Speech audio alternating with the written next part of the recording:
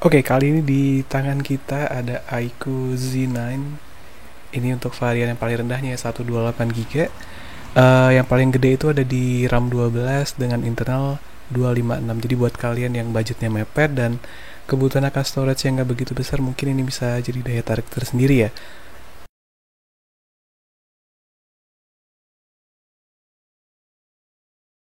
Ini dari tampilan depan beda banget ya. Kalau kita lihat kotaknya dulu iQOO Z7 dia rada miring gitu. Kalau ini dia langsung aja polos aja kayak HP biasa, cuman ini ada siluet eh apa ya yang rada gradiasi gitu kalau kita lihat dari beberapa angle. Bagian atas ada iQOO Z9, terus ada variannya. Di bagian belakang kita bisa lihat detailnya. Seri ponselnya terdaftar i2218 dengan RAM 8 GB, internal 128 GB. Dan yang kita unboxing kali ini adalah yang varian Phantom Black ya warnanya. Dan dia udah diproduksi di Indonesia. Dan oh ya, buat kalian yang kemarin belinya waktu PO juga dapat gratisan ya. Ada TWS-nya dan juga masa garansinya juga diperpanjang jadi 2 tahun.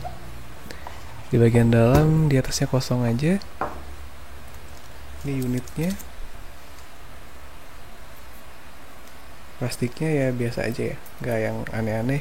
Nggak ada selling point juga kayak HP sebelah ya yang ada iklannya. Itu biasanya ada selling point utamanya yang jualannya, terutama di HP yang ke bawahnya. Ada stiker IMEI, kompartemennya. Terus sayang banget ya, case-nya sebenarnya tebel gitu. Case-nya nggak yang murahan gitu, cuman sayang aja gitu. Kalau sekarang kan kita lihat pada ngasihnya yang warna hitam ya, biar nggak gampang kotor gitu ya.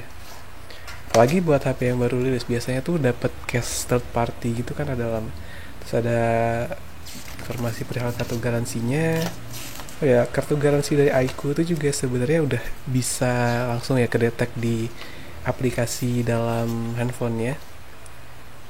Jadi ya gak tau kepake juga, yang penting masih ada itunya, biasanya masih di cover. Oh ya, ngomongin charger, dia itu outputnya bisa sampai mentok di 80 watt ya. Cuman kalau kita lihat dari ukuran sebenarnya nggak jauh beda sama iQOO Z7. Cuman kapasitas chargingnya itu beda banget ya.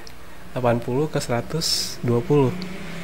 Cuman secara ini juga kabelnya dia bukan C2C lagi. Kalau kemarin dia C2C, tebelnya sama sih. Cuman sekarang E2C. Jadi ya downgrade atau enggak, ya iya dan tidak sebenarnya.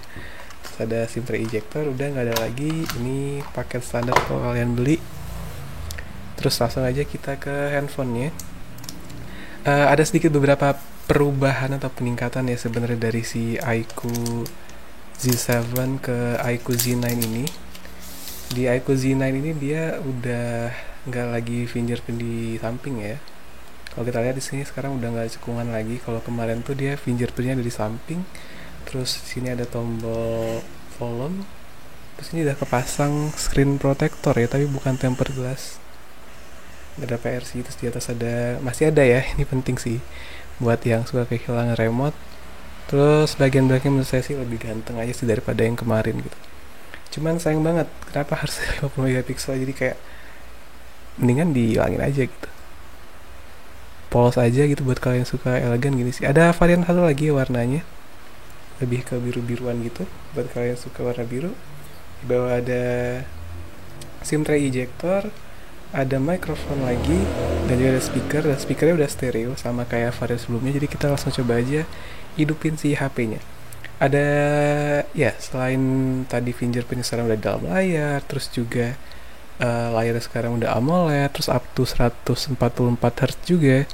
Dan layarnya ini harusnya manjain banget sih, karena jujur aja kemarin pas pakai iQOO Z7 untuk beberapa waktu sekitar 4-5 bulanan, itu keluhannya itu ada di layar. Karena ngelihat kemarin kan saya punya tablet yang udah layarnya Super AMOLED ya, pas ngelihat nonton di HP iQOO kok gitu ras. Jadi kita setup dulu aja sebelum nanti kita bahas lebih lanjut tentang HP-nya.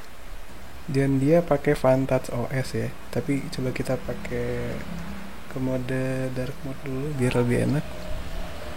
Oh ya, katanya dia itu bisa sampai 4500 nits. Terang banget sih, cuman masalahnya itu adalah peak brightness. Jadi buat kalian jangan apa ya, jangan oh ya itu layarnya terang banget gitu. Konsisten enggak sih?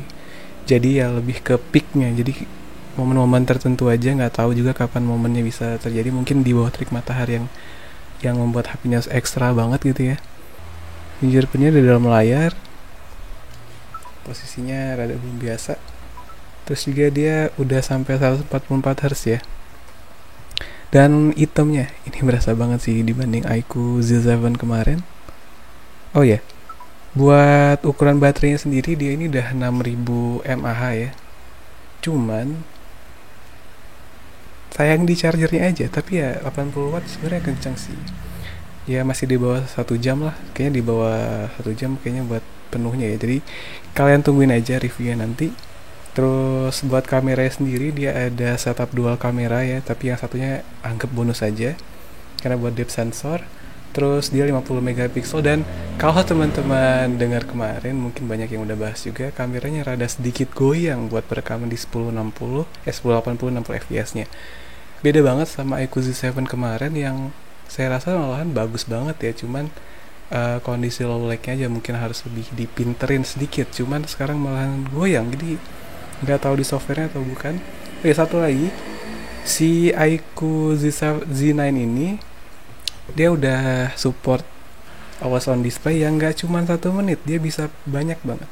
Jadi kalau kita lihat sebenarnya apa ya, iQOO ini sayang aja launchingnya itu kebarengan sama Infinix GT20 Pro, karena harganya nggak jauh beda. Terus juga apakah prosesor atau SoC-nya lebih baik Infinix atau bukan, tergantung juga. Kalau kalian yang emang bukan gaming hardcore banget, malahan ya mendingan ini gitu, karena secara efisiensi, secara ketahanan baterai ini lebih oke sih. Terus juga lebih adem juga HP-nya.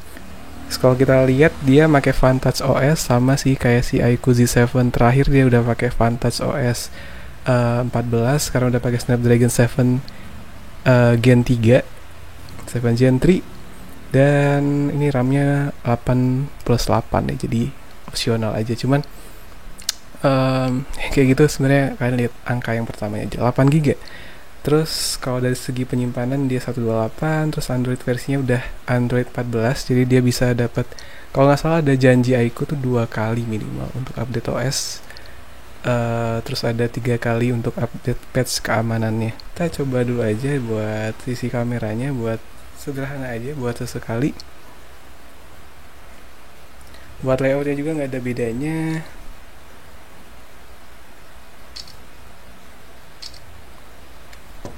Terus di sini ada untuk videonya, sayang banget ya, dia mentoknya di 4K 30 fps. Sayang banget. Padahal harapannya kemarin juga mentoknya di 4K 30 fps ya. Harapannya di iQOO Z9 ini bisa lebih baik, tapi nyatanya enggak. Kalau tulis 1080 nya dia bisa 60 fps. Kita coba aja nanti reviewnya dari iQOO Z9 ini. Jadi ya buat kalian jangan lupa subscribe. Kita kali ini cuma unboxing aja, first impressionnya gimana. Terus juga jangan lupa like sama subscribe.